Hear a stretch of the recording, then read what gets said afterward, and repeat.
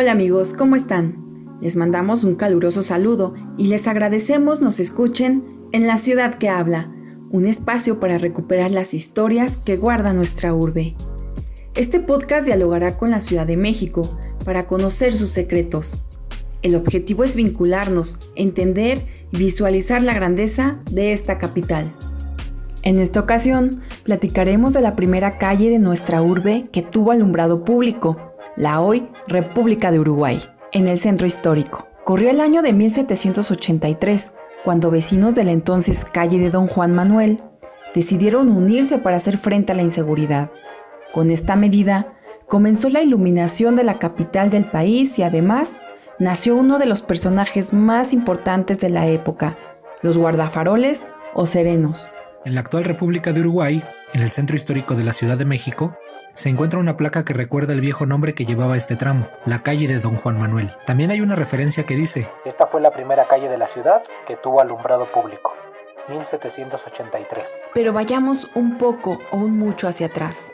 Durante la edificación de la capital, era común que las calles fueran nombradas por quienes en ellas vivían o por las actividades que se llevaban a cabo. Es decir, no había uniformidad. Sin embargo, eso le daba un dejo de cercanía entre las personas que habitaban esta ciudad.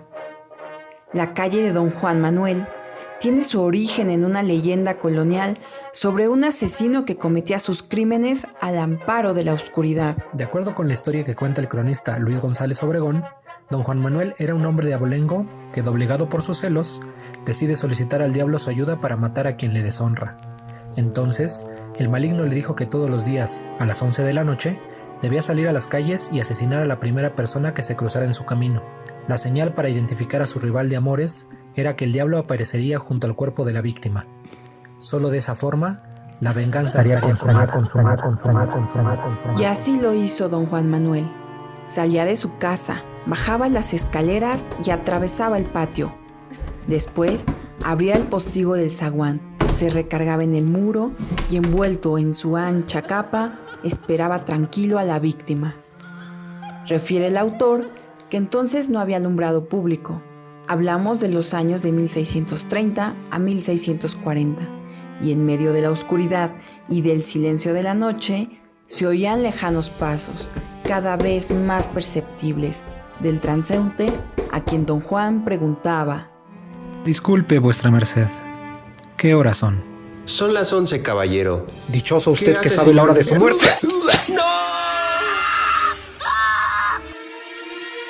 Entonces, el brilloso puñal atravesaba al desdichado, quien moría en medio de la calle. El asesino regresaba a su casa a descansar en su habitación. La ciudad amanecía consternada por las muertes que nadie podía explicar.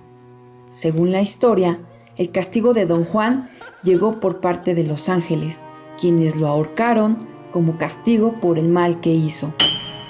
La historia dio paso a que la calle nueva tomara el nombre de Don Juan Manuel, que además de la leyenda que acompaña su nacimiento, se convirtió en la primera calle iluminada de la Ciudad de México. Para entender un poco lo que ocurría en medio de la oscuridad, Luis González Obregón, en su libro La vida de México en 1810, escribió: un vecino ocioso u ocupado que transitara las calles antes del toque de queda se vería expuesto a que el buen sereno, al encender los faroles del alumbrado, le propinase un lustroso baño. O algo peor, que tuviera el encuentro desagradable con el carro nocturno en el que los vecinos vaciaban sus pestilentes vasos. Sí, en ese coche que iba escurriendo líquidos y esparciendo, a ciencia y paciencia, sus olorosos perfumes. O tropezar y ponerse triste con el rosario de ánimas, en el que las plañideras lanzaban sus lamentos. En todo caso, si el vecino mencionado excursionaba después de que había sonado la queda, podría ser víctima de un robo, de un asesinato o de caer en garras de la ronda. El 27 de abril de 1790, en la Gaceta de México, a través de un bando, el virrey Juan Francisco de Güemes, conde de Revillagigedo, aceptaba que no se había podido consolidar el servicio de iluminación en la capital del país. En esta orden legal, estableció los beneficios de tener calles con luz.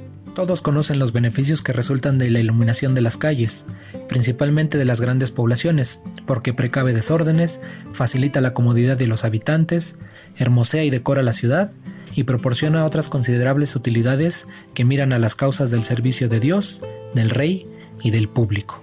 En este bando se anunciaban los castigos a quienes rompieran, robaran o intentaran llevarse los faroles, y a quienes amenazaran o atropellaran a los guardafaroles o serenos, servidores encargados de cuidar las lámparas de aceite y cebo. Las sanciones iban desde pagar el farol hasta recibir 200 azotes, pena de prisión, trabajo social, uso de grilletes y el destierro de la ciudad por su personalidad corrompida.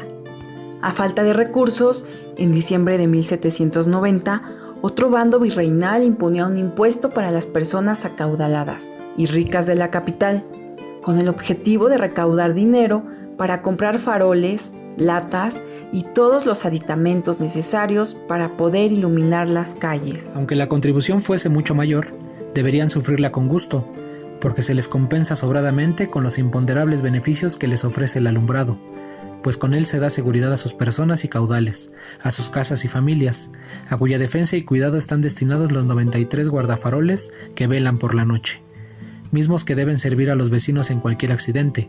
Además, evitan los frecuentes robos, asaltos, homicidios y otros delitos a que daba lugar la oscuridad, y que felizmente se han aminorado desde que tuvo formal principio el alumbrado, tan necesario como digno de la primera ciudad de esta América. De acuerdo con las referencias hemerográficas, la medida de cobrar impuestos se tomó después de que la orden de que cada casa tuviera que proveer su propio alumbrado no tuviera resultado. Si cada particular tuviera que cuidar por sí de la iluminación de su casa, como se había resuelto anteriormente, esta le sería mucho más costosa, sin contar con el importe de la reposición del farol, en caso de que éste se rompiese o lo robasen, igualmente que de la obligación de limpiarlo y encenderlo todas las noches. El alumbrado era vital para traer la tranquilidad a la ciudad, para que los caminantes evitaran accidentes por lo malo del piso, o sirviera para ayudar a la policía a atrapar a los maleantes.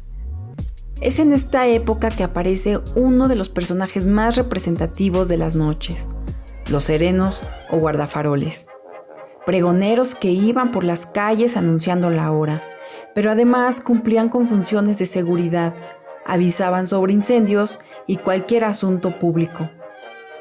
Así lo refiere un artículo publicado el 2 de agosto de 1791 en la Gaceta de México. Son unos criados más del común, y de noche guardias o centinelas para la seguridad pública, porque a todas horas hacen a este propósito los serenos, llamados así porque están al sereno de la noche. Según recuerda el informador, en un reportaje publicado el 13 de mayo de 1984, los guardafaroles o serenos no eran policías, sino serenos al servicio del alcalde y servían para todos usos. Lo mismo, reparaban puentes, acueductos, jardines, que encendían y apagaban las farolas públicas y gritaban la hora a partir de las 10 de la noche. Iban armados con un rifle y un perro de compañía. Además de su farol, en la Ciudad de México, a algunos se les dio un caballo para poder desplazarse por la capital. Su pregón es legendario y uno de los sonidos más recordados.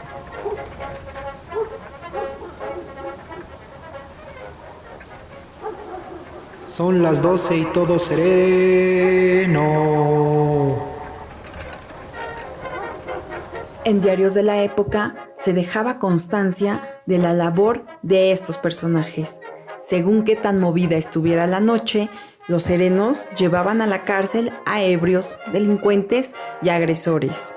Sin embargo, también tenían otro encargo, el cual fue publicado en un bando difundido el 2 de diciembre de 1841. Y de acuerdo con la ordenanza, cuidarán del mismo modo que todos los perros que se encuentren en las calles después de las 11 de la noche sean matados por los guardafaroles con todas las precauciones correspondientes. Según una nota de El Universal, el 15 de abril de 1790 se estableció el alumbrado de la ciudad, en el que no participaron particulares, como ocurrió en la calle de Don Juan Manuel.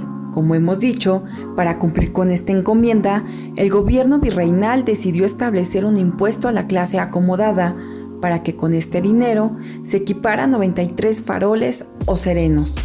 Años después, Ya bien entrado el siglo XIX, los problemas con luz eran evidentes. El 7 de junio de 1878, en la Gacetilla, se publicaba una nota hasta cierto punto cómica y que mostraba cómo, desde antaño, las autoridades buscaban siempre un culpable. Estaban negras y amenazadoras las calles de la capital el miércoles a las 8:30, precisamente a la hora de entrar al Teatro Arben, que daba función esa noche. Debía haber luna, y el ayuntamiento quitaba el alumbrado y la seguridad pública. Su comisión de alumbrado dirá, imitando a la de Aguas, si estaba oscura la ciudad, la luna es la culpable. La explicación de por qué el gobierno apagaba los faroles la encontramos en un editorial de El Monitor Republicano del 18 de mayo de 1880. De acuerdo con el diario, a costa de no gastar y mantener las arcas del erario saludables, al ayuntamiento se le ocurrió apagar el alumbrado en días de luna.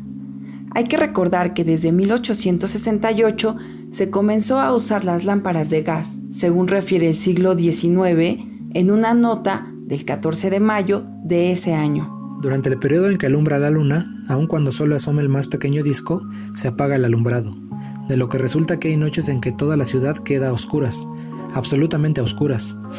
Los vecinos pagan sus contribuciones no para tener necesidad de salir a la calle provistos de una linterna, sino para gozar de la comodidad de ver por dónde caminan. Fue hasta el año de 1876 que se crearon plantas generadoras de energía durante el gobierno de Porfirio Díaz, pero fue el 11 de diciembre de 1881 que por primera vez se iluminaron las calles de la Ciudad de México con servicio eléctrico. En la Plaza de la Constitución se colocaron 40 lámparas eléctricas y 100 en la Alameda Central. En 1894, la empresa Siemens ganó una licitación y comenzó el cambio de lámparas de gas por eléctricas en la capital del país. ¿Quién lo diría? Todo comenzó en 1783 con la decisión de un grupo de vecinos acaudalados de iluminar la emblemática calle de Don Juan Manuel. Así lo dice el periodista Héctor de Mauleón. Los opulentos vecinos de esta calle instalaron de trecho en trecho y por su propia cuenta, acaso para paliar la inseguridad que por aquellos años asolaba la Ciudad de México, una serie de brillantes faroles que, según don Artemio del Valle Arizpe, debieron dejarla bien alusada. Agradecemos que nos hayan acompañado en este podcast de La Ciudad que Habla, un trabajo de la Oficina de Prensa de la Dirección de Comunicación Institucional de la Ibero.